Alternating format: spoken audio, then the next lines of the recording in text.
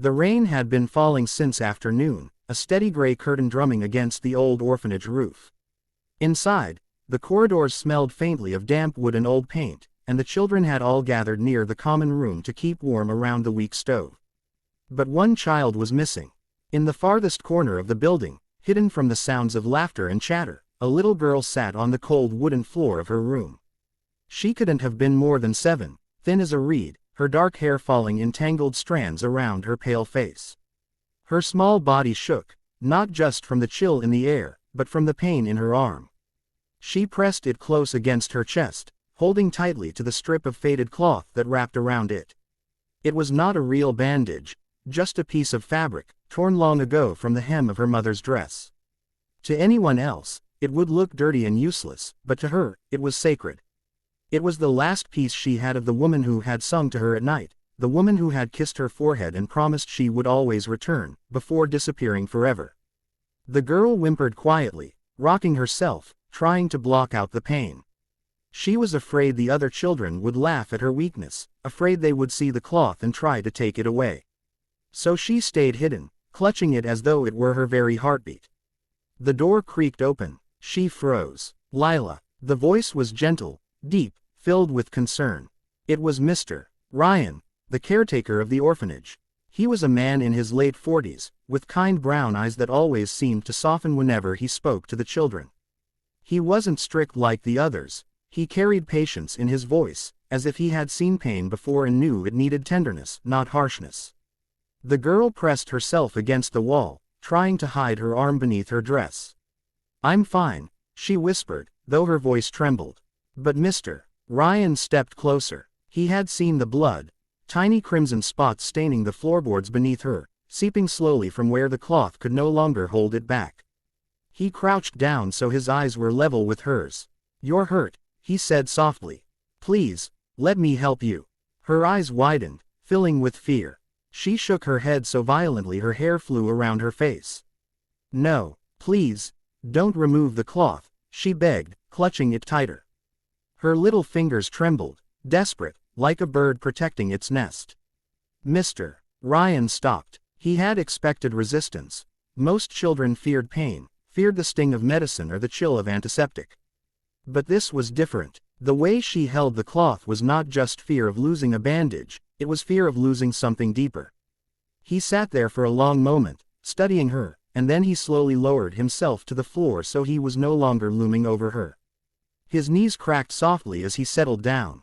"I won't remove it," he said after a pause, his voice steady. "Not unless you want me to. I promise." Her big eyes blinked up at him, uncertain. Children in orphanages often learned early that promises meant little. But something in the warmth of his voice made her pause.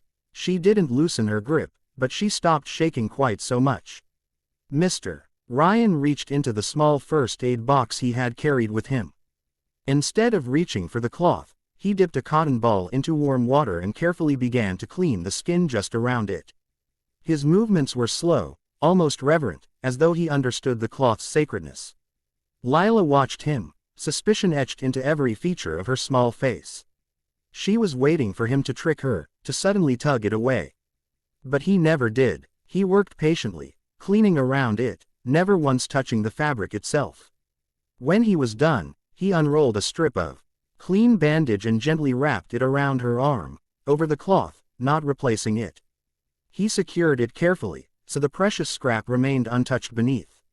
"There," he murmured, smiling faintly. "Safe and sound." Her lips trembled. Tears welled in her eyes, but they weren't just tears of pain. They were tears of relief, of gratitude. She had expected him to take it, to dismiss her plea the way others had. But he hadn't. Why didn't you take it?" she whispered, her voice so soft it was almost lost beneath the sound of the rain outside. "Because it's important to you," he said simply. "And if it's important to you, then it matters." Her little chest rose and fell quickly as though she were trying to swallow sobs. Slowly, she released her grip on the cloth for the first time since he entered, letting the new bandage hold it in place. She looked down, ashamed of the tears streaming down her cheeks. You don't think it's silly?" she asked timidly. Mr. Ryan shook his head. "No, I think it's brave." To hold on to something that reminds you of love, that's never silly. The girl broke then. She buried her face into her knees and sobbed, her small body shaking with the release of years of held-in grief. He didn't speak, didn't rush her. He simply sat beside her, his presence steady, a silent pillar of safety in her storm of emotion. Minutes passed. The rain softened outside. When her sobs finally subsided into hiccups, he reached into his pocket and pulled out a small handkerchief. It was clean, white, neatly folded. "Here," he said, holding it out to her. She took it hesitantly, dabbing at her wet face. "That cloth you have," he continued gently, "it must be very special." She nodded, still holding it close. "It was Mama's. She gave it to me, before," her voice cracked, unable to finish. "Mr. Ryan didn't push her to." He nodded instead, his own eyes glistening. "Then it's not just a cloth. It's her hug that you can carry with you, even when she's not here." The girl clutched it tighter. "Yes," she whispered. "Then we'll make sure it stays safe," he promised. For the first time since arriving at the orphanage months ago, the girl allowed herself a tiny smile. It was faint, fragile, but it was there, a little flicker of warmth breaking through the cold. That night, when the children were tucked into their bunks, Mr. Ryan checked on her one last time. She was asleep, curled around the cloth now safely wrapped beneath layers of bandage. Her face, usually shadowed with fear, was peaceful. He stood at the doorway, watching her chest rise and fall, and felt a heaviness in his heart lift. Sometimes, healing was not about medicines or clean bandages. Sometimes, healing was about listening, about honoring the things others didn't understand. And as the rain eased outside, giving way to a quiet night, he knew that in this small act of compassion, something had changed, not just for her, but for him as well. She had found someone who wouldn't take away her last connection to love. And he had found, in her fragile trust, a reminder of why he had chosen this life: to protect, to honor, and to heal not just wounds of the body, but wounds of the heart. The hospital was quiet in the late evening, except for the low hum of machines and the occasional squeak of a nurse's shoes on the polished linoleum floor. Outside the window, the city was settling into night. Cars passed in the distance, their headlights streaking faint beams of light across the curtain. But in room 214, the world had shrunk down to one fragile bed, one weary woman, and the granddaughter who sat at her side. Emma had been there since morning, holding her grandmother's hand as though letting go might cause the frail woman to drift away forever.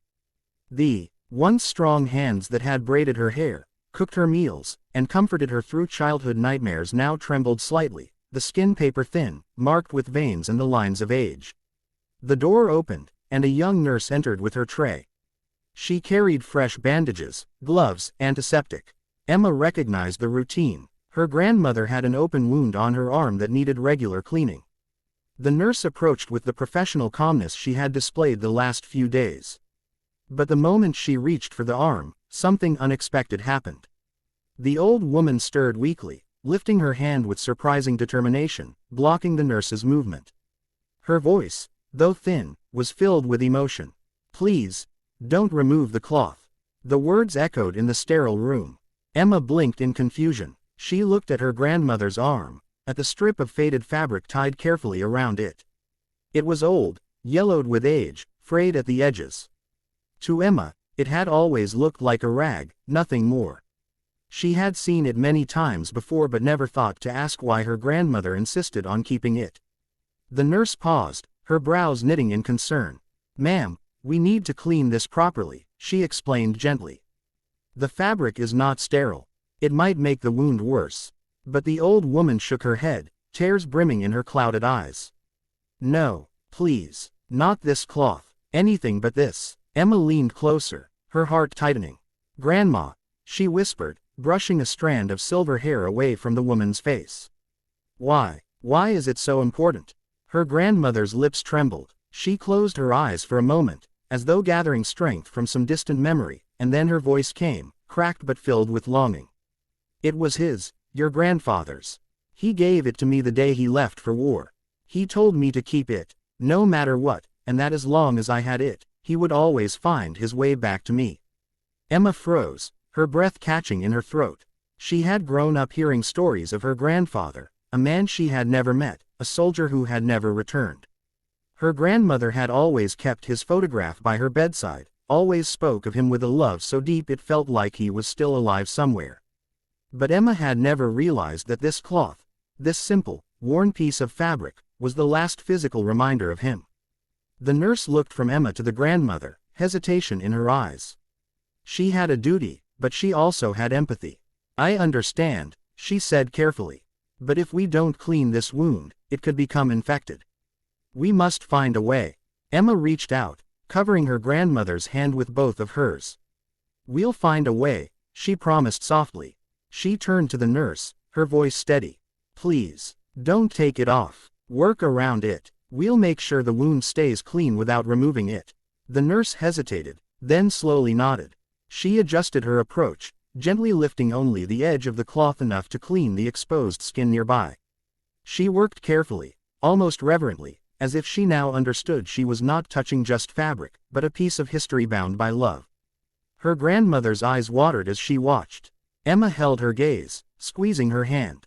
"See, Grandma, it stays. No one will take it from you." The old woman's lips curved into a faint, fragile smile. "Thank you. You understand." Emma's throat tightened, her heart swelling with a mix of sorrow and love. She did understand now. That cloth was not a rag. It was a vow, a promise. It was the last embrace of a man who had walked into a battlefield and never walked out. When the nurse finished and quietly left the room, Emma reached into her bag. She had been carrying something with her for days, unsure when the right moment would come. Now, she knew. She pulled out a small wooden box, polished but worn by time. She set it on the bedside table and slowly opened it. Inside was a photograph, black and white, edges curled, showing a young couple smiling at the camera. Her grandparents, in their youth. Her grandmother, beautiful and bright-eyed. Her grandfather, tall, strong, in uniform, his arm around the woman he adored. Her grandmother's breath hitched when she saw it. Her fingers trembled as she reached for the picture, stroking the surface as though she could touch the man himself. "Oh, John," she whispered, her voice breaking. "My love." Emma's eyes blurred with tears.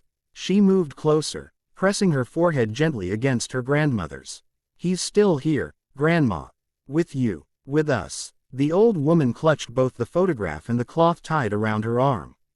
"All these years, people told me to let go, to move on. But I couldn't. He promised me. He promised he would always find me. And he did," Emma whispered back, her voice trembling.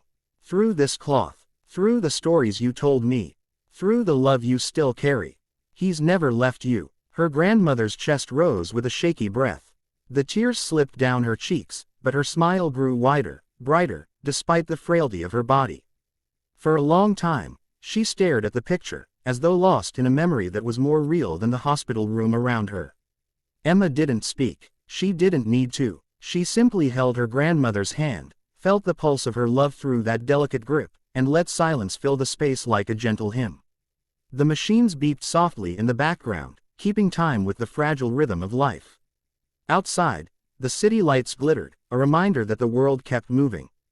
But in that room, time stood still. Later, when her grandmother grew tired and drifted into sleep, Emma carefully adjusted the blanket over her. She touched the cloth again, the one tied so tightly around her grandmother's arm. She no longer saw it as old fabric. She saw it as a thread, connecting past to present, love to memory, heart to heart. She whispered into the quiet, though her grandmother was already dreaming. "I'll protect it, Grandma. I'll protect it, just like he wanted." And as she sat back down in the chair, her hand still resting gently on her grandmother's, Emma realized something that melted her heart.